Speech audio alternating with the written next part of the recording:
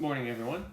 July 27th, 2020, Shakespeare Sonnet 126, and this is a seminal sonnet in the list of sonnets from Shakespeare.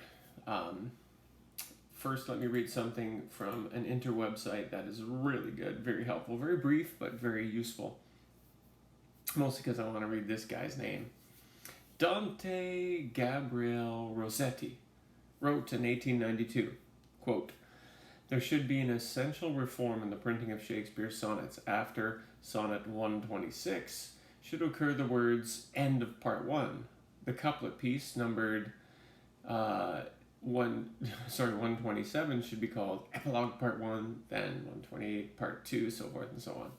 So then they go on to talk about how a Renaissance reader would interpret this, which is really quite cool. Talking about the specifics of what each couplet may mean. This is basically, in sum, the end of Shakespeare's conversation about the fair youth who is now grown up, is still beautiful, blah blah blah. So 126 odd sonnets with some how should we put it, tangents have been dedicated to the fair youth. Now, Patterson dedicates 6 entire pages of explanation to this particular sonnet. Starting with, of course, the conversation of when the beauty of the youth is mentioned. Some people have interpreted it as a homosexual, and it's not.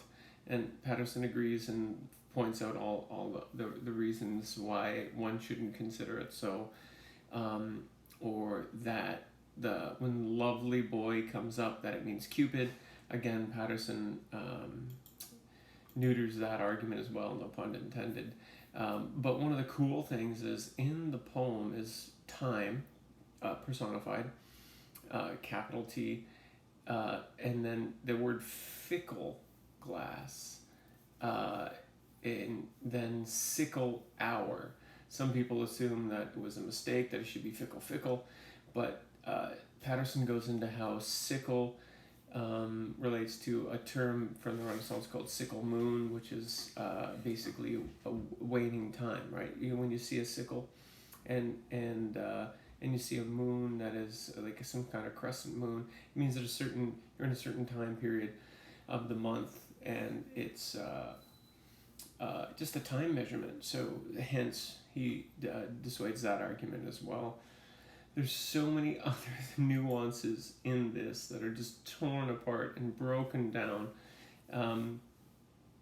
in terms of language, the metrical pattern of the piece being slightly unique, and here for this case to say that